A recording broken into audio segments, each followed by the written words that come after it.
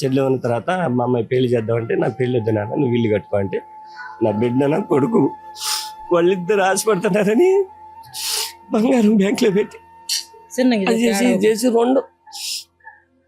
18 లక్షలు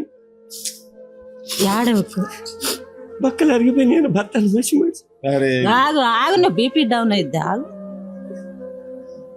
సో తెలంగాణ రాష్ట్రంలో ఖమ్మం యొక్క వెలుగుమట్ల కూల్చివేతలకు సంబంధించి పాలకులు ఏ విధంగా పేద ప్రజలను ఇబ్బంది పెడుతున్నారో చాలా వాళ్ళ బాధలు చూస్తూ ఉంటే నిజంగా కడుపు తరక్కపోతుంది. ఎందుకు అంటే కూల్చింది వాళ్ళ ఇళ్ళనే. ఆల్రెడీ 100 గజాల ప్లేస్లో వాళ్ళు లక్షలు కూడబెట్టుకొని ఈరోజు ఏదో చిన్న ఇల్లు కట్టుకుంటే ఆ ఇల్లును కూల్చివేయడమే కాకుండా వాళ్ళ పైన అక్రమ కేసులు పెట్టి వాళ్ళని జైల్లోకి పంపుతున్నటువంటి ఘటనలు కనబడతా ఉన్నాయి. ఒకసారి ఒక వీడియో చూపిస్తాం కదా, అది చాలా మందిని కదిలిస్తుంది. ఆ వీడియో చాలా మందిని కూడా ఆ వీడియో చూసిన తర్వాత కన్నీరు పెడతారు. అలాంటి ఒక బాధితుడు తన ఆవేదన చెప్పుకుంటే తన వీడియోలు వైరల్ అయినాయి. అదేవిధంగా పాలకులు తిట్టని చెప్పేసి ఒక కేసు పెట్టి ఆయనను జైలు పంపించడం జరిగింది. ఒకసారి మీకు ఆ యొక్క వీడియో చూపించేటువంటి ప్రయత్నం చేస్తా. ఒకసారి చూడండి, ఎంత చాలా దారుణంగా బిహేవ్ చేస్తున్నారు వీళ్ళు ఎంత దుర్మార్గంగా అంటే మామూలు దుర్మార్గం కాదు ఇది చాలా దుర్మార్గంగా వ్యవహరిస్తా ఉన్నారు. ఒకసారి చూడండి.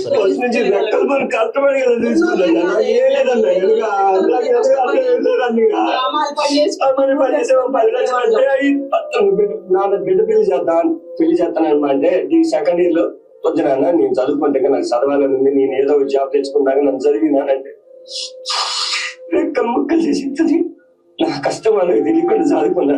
నా భార్యకు కూడా చేత కాదు సార్, కొంచెం ప్రాబ్లం ఉంది, ఏం కూడా చేత కాదు, బయటకు పోతే ఇటు పోలేదు. ముగ్గురిని కూడా సొంత బిడ్డలు, నా భార్యను కూడా సొంత బిడ్డలు చూసుకుని వాళ్ళు నాకు ముగ్గురు పిల్లలు వాళ్ళు అనుకొని చదువుకుంటున్నా. ఇప్పుడు 45 సంవత్సరాలు వచ్చింది, చేసే పరిస్థితి కూడా లేదు. ఆ కోర్టు కూడా చచ్చిపోయింది అన్న, చేసి చిన్నప్పటి నుంచి కష్టం ఇవ్వాలి కదండి. నోటీస్ ఇస్తే ఆ జగత్తులో మేము ఏం జరిగిందో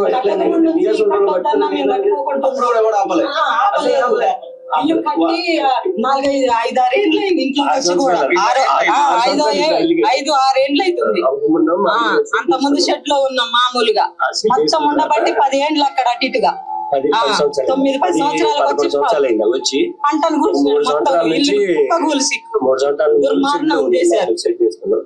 చెల్లి ఉన్న తర్వాత మా అమ్మాయి పెళ్లి చేద్దామంటే నాకు పెళ్లి వద్దు నాన్న, నువ్వు ఇల్లు కట్టుకో అంటే నా బిడ్డ నా కొడుకు వాళ్ళిద్దరు ఆశపడుతున్నారని బంగారం బ్యాంకులో పెట్టి అది చేసి 18 లక్షలు బక్కలు అరిగిపోయిన భర్తను మసి బీపీ డౌన్ అయితే వద్దులే ఆడవు.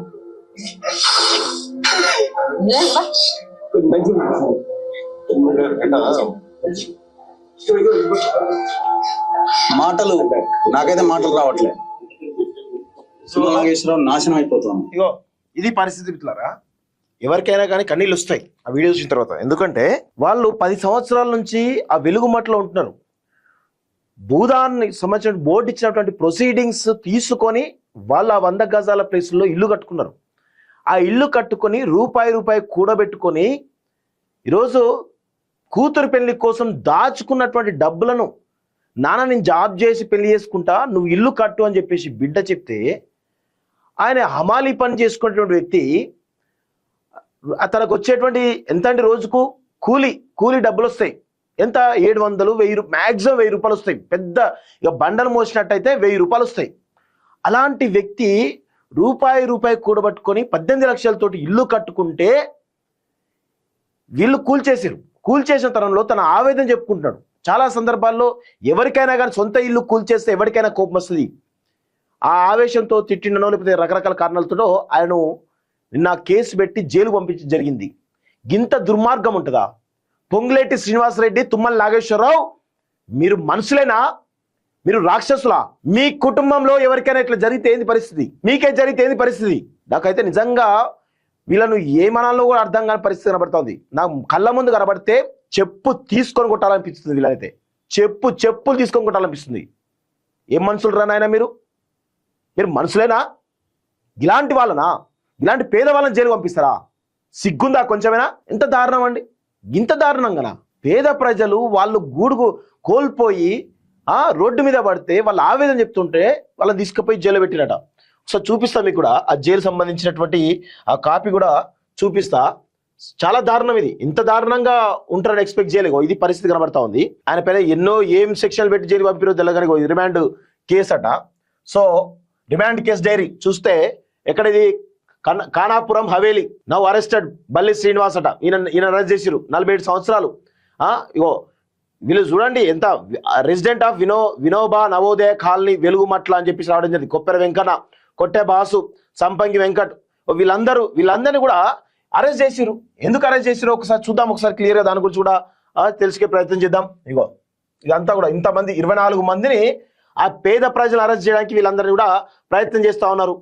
ఎంత దుర్మార్గమో చూడండి. ఒకసారి పూర్తి కంటెంట్ ఒకసారి మీకు చూపించేటువంటి ప్రయత్నం చేస్తా. వీళ్ళు ఏమంటారు ఒకసారి చూడండి. ఒకసారి further interrogated the first person and he revealed his name as Koppera Venkanna, Navodaya colony Velugumatla, native of Namawaram village, Mothe Mandal, Suryapeta district. Further confessed that he, along with his wife, migrated from Namawaram village of Mother Mandal, Suryapeta district in the year 2001 and initially out his livelihood by doing hamali works at Mirchi Market, Khammam, and residing at market area as in a rented house. In the night he was doing hamali works and in the daytime doing a rickshaw puller in the Gandhi Chowk, Khammam. In the year 2010, his colleague Hamalis informed that they are going to attend the meeting of Bhudan board, Satupalli as the chairman Bhudan board, discussing about the issuing of house plots to the scheduled tribes who are landless poor. He was also went to attend the meeting at Satupalli, and the meeting Bhudan board officials informed that in Khammam also having Bhudan land and to apply the land less poor for the allotment of 100 square yards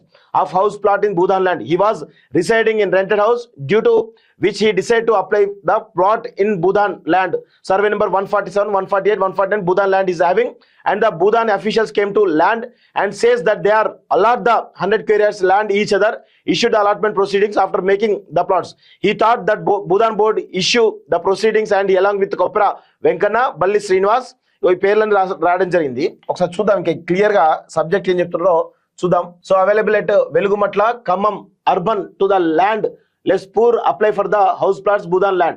Later he also confessed as per the version the above first and second person. Further he confessed that he had collected the amount from, ఇదంతా collector amount ఎంత అండి 10,000, ఈ 12,000, 13,000, 13,000, 13,000 అని చెప్పేసి clear గా ఉంది కదా. So ఇక్కడ విషయం ఏంటంటే అసలు వీళ్ళు అలా ఏవైతే కలెక్ట్ చేసిరో 10,000, 12,000 ఎందుకు కలెక్ట్ చేసి తెలుసా? చాలా క్లియర్ గా వాళ్ళంతా కూడా కమిటీగా ఫామ్ అయ్యి అక్కడ ఉన్నటువంటి ఎలక్ట్రిసిటీ, అదే విధంగా వాటరు, కొన్ని అక్కడ ఉన్నటువంటి కాలనీ కోసం అని చెప్పేసి తీసుకోవడం జరిగింది. దానికి సంబంధించిన ప్రతి లెక్క కూడా ఉంది.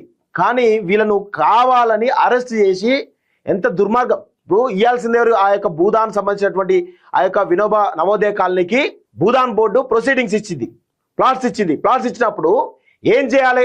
ప్రభుత్వం వాళ్ళకి కరెంట్ ఇవ్వాలి, రోడ్లు వేయాలి, నల్లా నీళ్ళ సంబంధించిన ఏర్పాటు చేయాలి. ఇవ్వనప్పుడు ఏం చేస్తారు? వాళ్ళకు గ్రూప్ గా ఫామ్ అయ్యి కలెక్ట్ చేసిరు.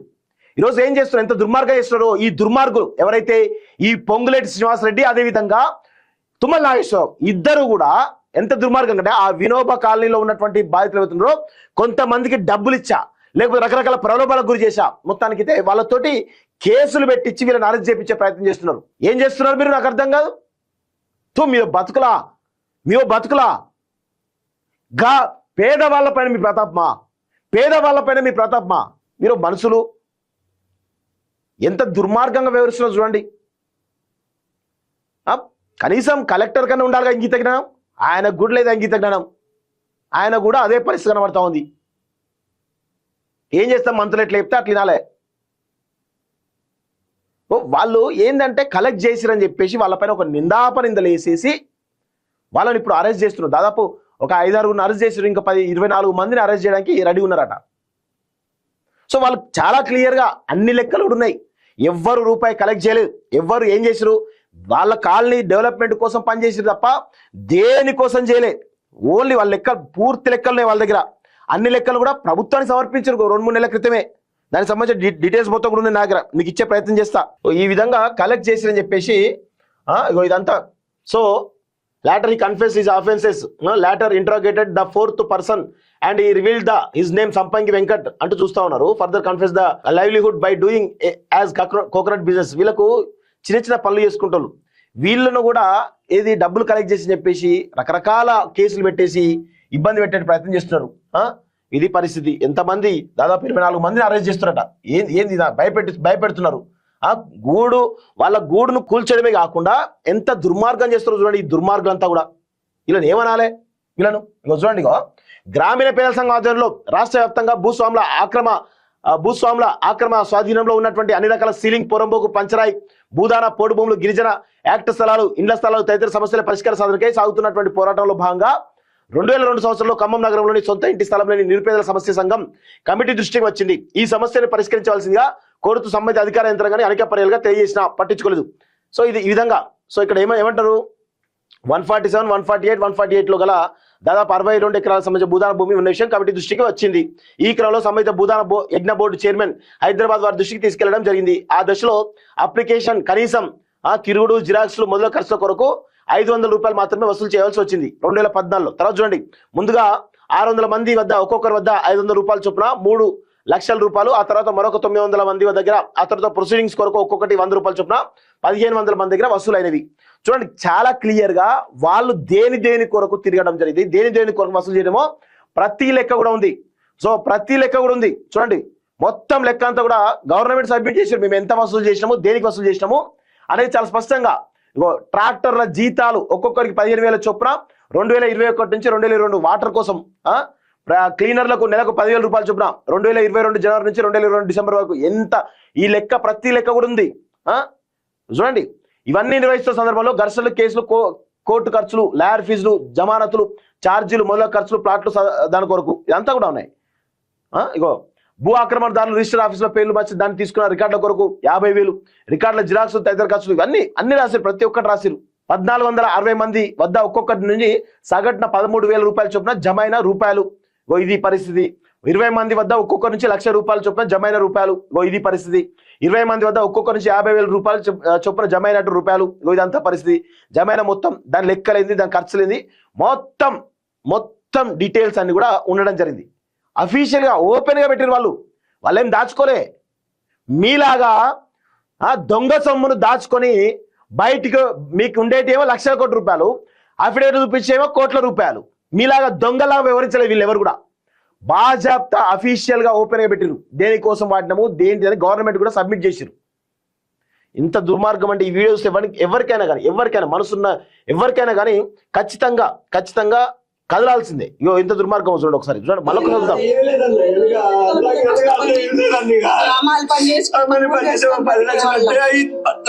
నాన్న బిడ్డ పెళ్లి చేస్తానమ్మా అంటే, నీకు సెకండ్ ఇయర్ లో వద్దు నాన్న, నేను చదువుకుంటే నాకు చదవాలని ఉంది, నేను ఏదో జాబ్ తెచ్చుకున్నాక నన్ను చదివినానంటే